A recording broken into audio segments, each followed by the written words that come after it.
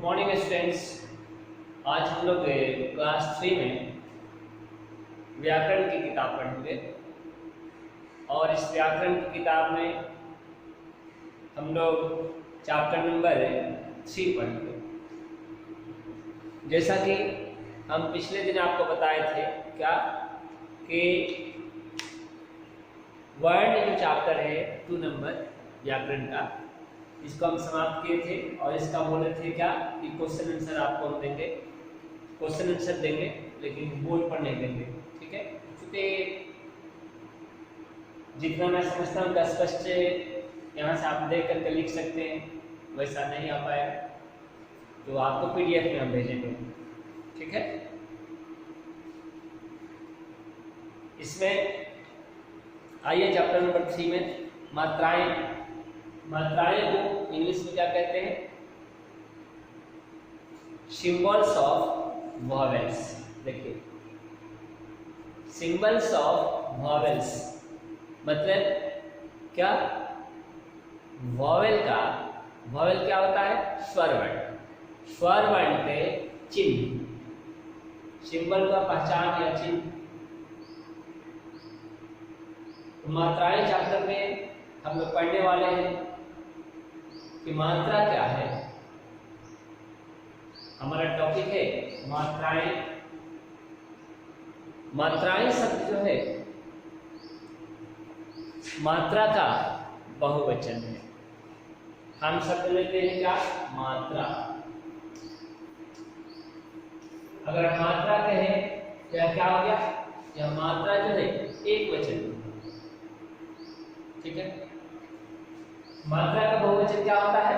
मात्रा का बहुवचन होगा मात्राएं। ठीक है, ये मात्रा जो है सिंगुलर नंबर है, एक वचन है। ठीक है, और मात्राएं जो है प्लूरल नंबर, कहने का मतलब बहुवचन है। अब मात्रा हम कब लिखेंगे या कहाँ बोलेंगे मात्रा से? अगर पूछा जाता है क्या कि की में, जैसे एक नाम लिखे की में, की जो है इसमें किस मात्रा का प्रयोग किया गया है? यहाँ पर की जो लिखा गया है इसमें किस मात्रा का प्रयोग किया गया है? इसमें दीर्घ की मात्रा का प्रयोग किया गया है। फिर पूछा जाए क्या करे करके हम लिखते हैं, के में किस मात्रा का प्रयोग किया गया है? तो हम क्या बोलेंगे? इसमें एक आर की मात्रा का प्रयोग किया गया है। तो ये हुई मात्रा की बात। अब मात्राएं क्या हो जाएगा? तो मात्राएं का एक उदाहरण हम देखिए आप किस प्रकार से देते हैं।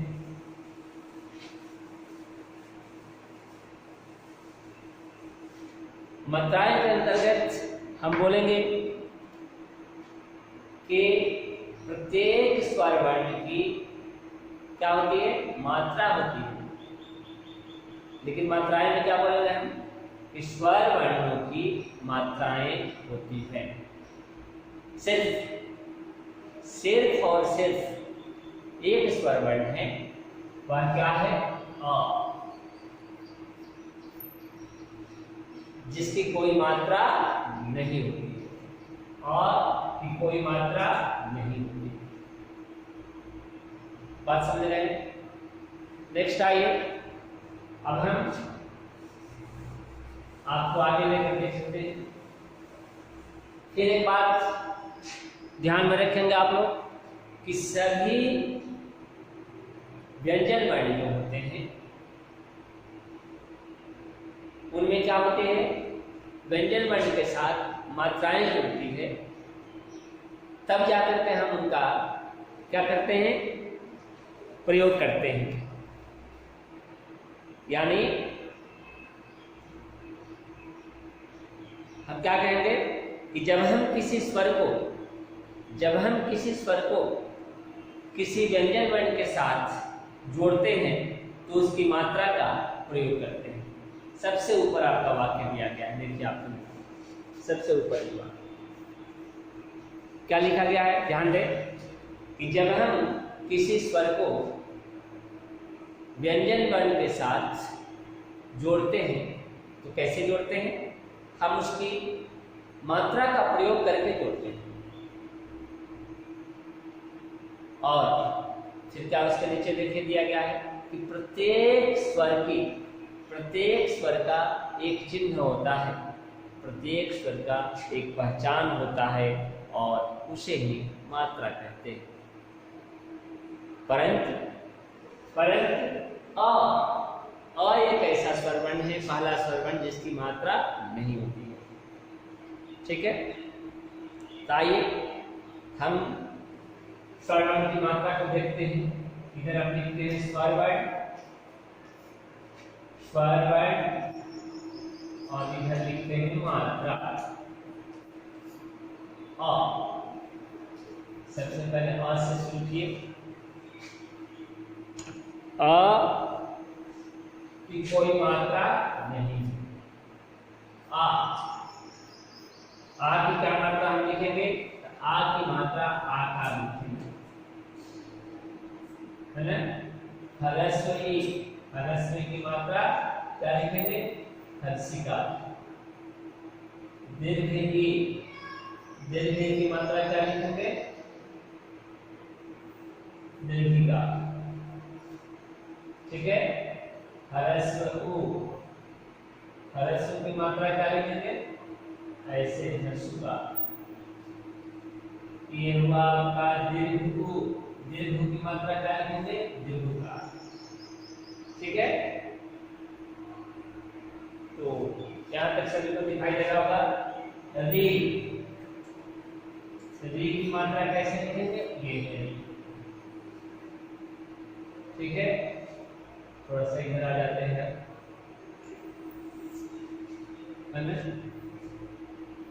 स्वरवर्ण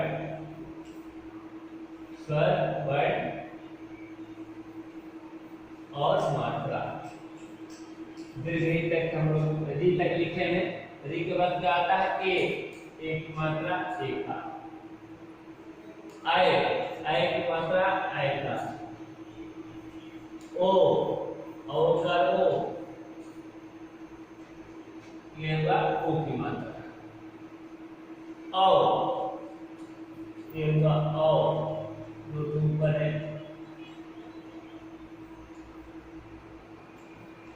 की मात्रा। पर अनुस्वार की मात्रा। पर ये है विसर्ग की मात्रा। तो ये मात्रा आपका विसर्ग इसमें नहीं दिया गया है, और तक ही दिया गया है, हम लिख लिए। देखिए, तो अ की कोई मात्रा नहीं, जैसा कि हम पहले बताए थे आपको। आ में आकार की मात्रा, ह्रस्व में हर्षिकार की मात्रा, दीर्घ में दीर्घिकार की मात्रा, ह्रस्व में हर्षुकार की मात्रा, दीर्घ में दीर्घुकार की मात्रा, री में री की मात्रा। तो देखिए, फिर इधर आ जाइए। ए में एकार की मात्रा, आय में आयकार की मात्रा। इस पर ध्यान दें, ए में एक तो ऊपर दिया गया है, तो ए में एक ऊपर दिया गया है मात्रा, तो ये आय कहा जाता है। आइए बिना मात्रा का ही ए कहा जाता है ना, ध्यान रखिएगा इस आय, है ना। आय में क्या होगा, देखिए आयकार की मात्रा में जो हो जाता है। आय ए में एकार की मात्रा है, इसमें कोई मात्रा ऊपर नहीं लिखा जाता है, इसको ए पढ़ा जाता है। ओ में ओकार की मात्रा, औ में औकार की मात्रा, अ पर अनुस्वार की मात्रा, अ पर विसर्ग की मात्रा। तो ये हुआ आपका मात्रा। ठीक है, किसकी मात्रा, तो ये हुआ आपका स्वर वर्ण की मात्रा, स्वरों की मात्रा। नेक्स्ट देखिए, आपका इस साइड में देखिए, इस बॉक्स में दिया गया है, ये बॉक्स में है ना, ध्यान दें। क्या, किस तरह से व्यंजन और स्वर मिलते हैं। ऊपर क्या लिखा है, व्यंजन प्लस स्वर किस प्रकार से मिलते हैं। तो शब्द बनते हैं। ठीक है, हम इसे इरेज करते हैं।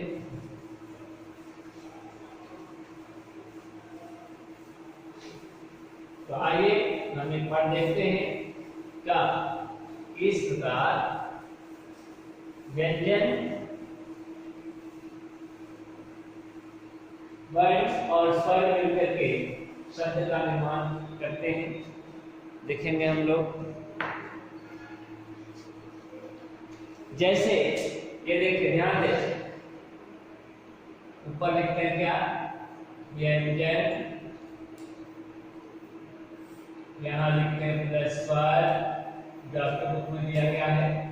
सभी बच्चे पेज नंबर 16 को देखेंगे अच्छा से, है ना, 16 बॉक्स में देखिए। तो व्यंजन लिखे, फिर स्वर लिखे, और उससे शब्द, उससे क्या बनता है, उससे मात्रा के साथ अक्षर कैसे बनते हैं। देखिए, क हम हलंत दिए और अ दिए, अ के साथ इसको जोड़े, तो क्या बन गया, ये बन गया क। क्या बन गया, ये बन गया क।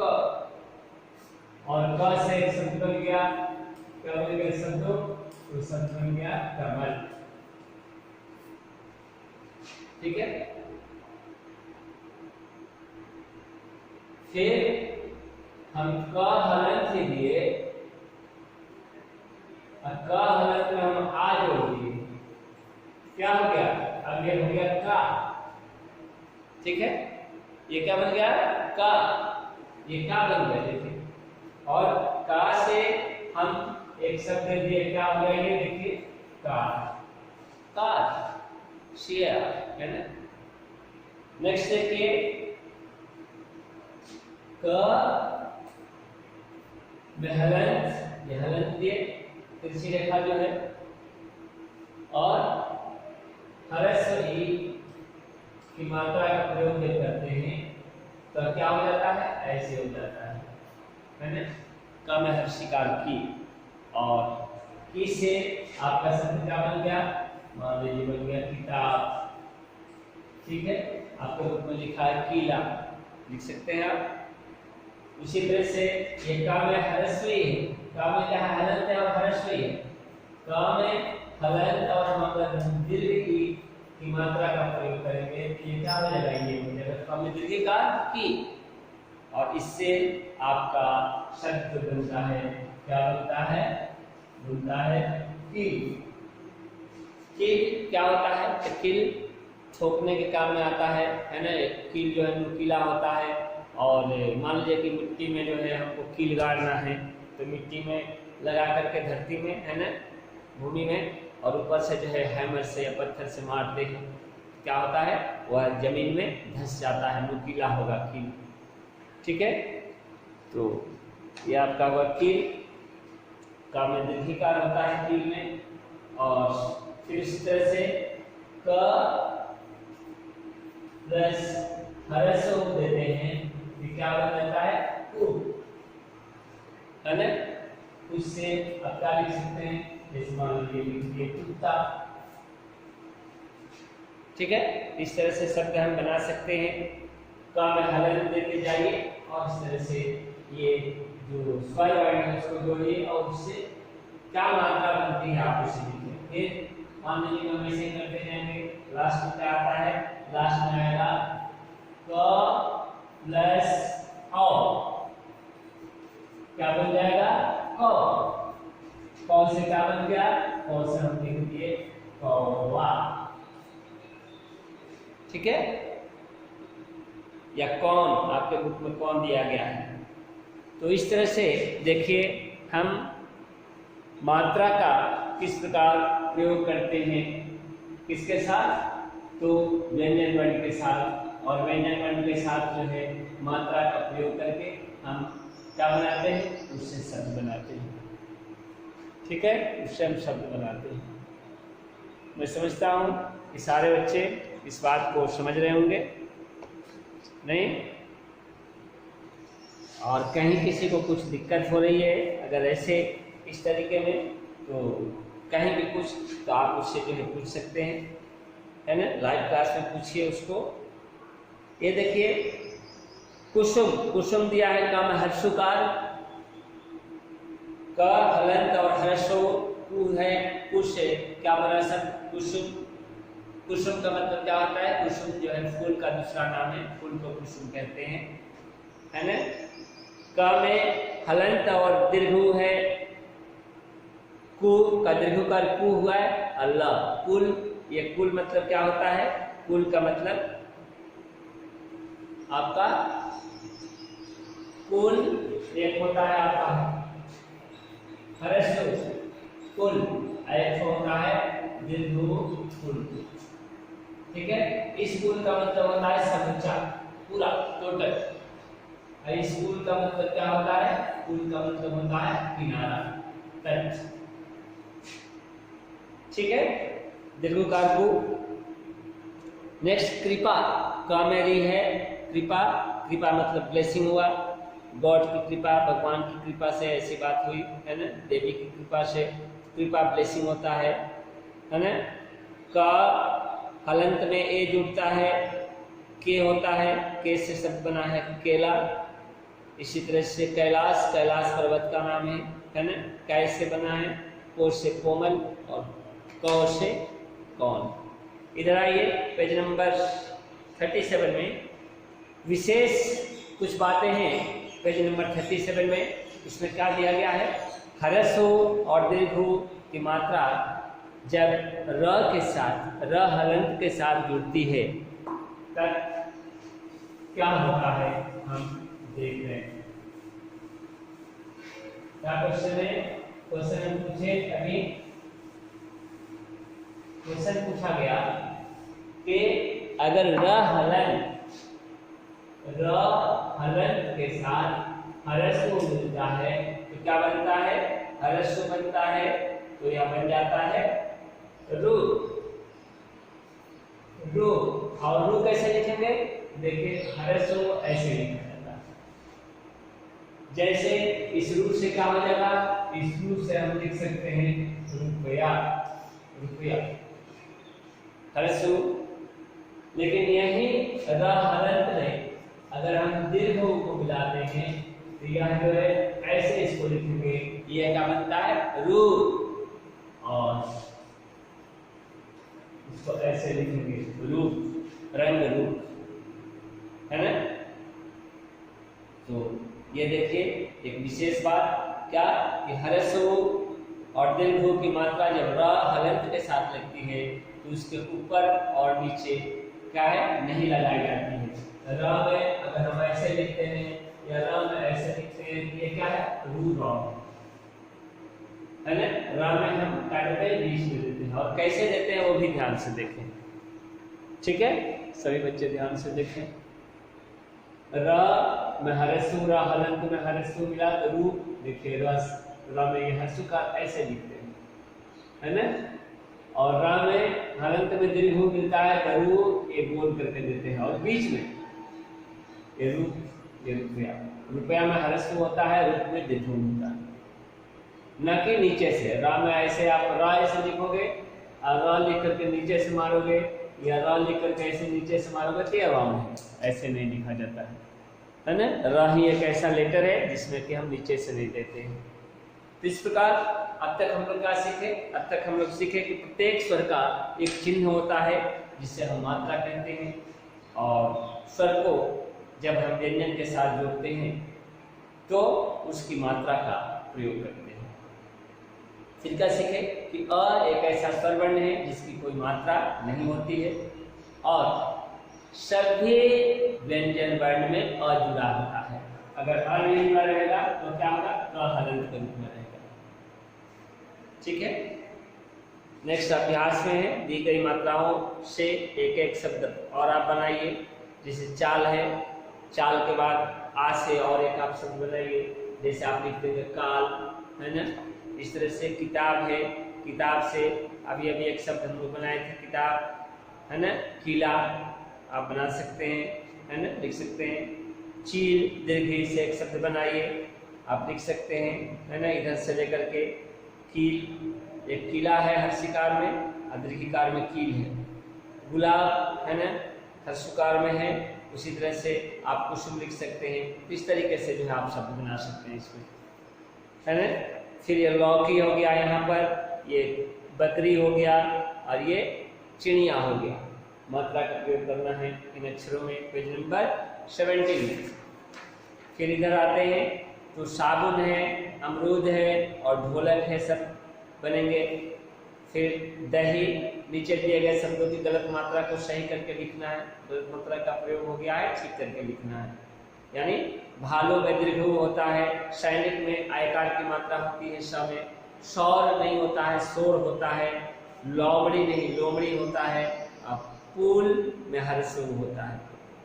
इसी तरह से दिए गए अक्षरों से आरंभ होने वाले दो शब्द लिखना है ना। जिसे प से पत्र और पतंग लिखा गया है। रो से आप लिख सकते हैं रोना, रोकना। गु से लिख सकते हैं गुस्सा, गुल्ली। दंत सा में हर्षिकार है, सी से लिख सकते हैं सिर, सितारा। और नेक्स्ट आपका क्या है, ला से लिख सकते हैं लड्डू, लड़का। बाल से लिख सकते हैं बाल, बात। 5 नंबर क्वेश्चन है आपका कि री की मात्रा लगाकर 3 शब्द लिखें। मृग लिखिए, नृत्य लिखिए, नृत्य लिखिए, नृत्य। हरसु और दीर्घ की मात्रा लगाकर 3-3 शब्द लिखे। हरसु से क्या है, दुकान शब्द दिया गया है। आप गुलाब लिख सकते हैं, गुस्सा लिख सकते हैं। दीर्घ से जूता दिया गया है, आप फूल लिखिए। दीर्घ से फूल होता है, फूल होता है। तो ये था आपका प्रश्नोत्तर, ठीक है। हम इसको पीडीएफ में आपको भेजेंगे क्वेश्चन आंसर को।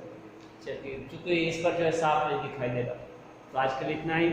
नेक्स्ट डे हम लोग पीडीएफ के साथ मिलेंगे, फिर अगले चैप्टर पढ़ेंगे। धन्यवाद।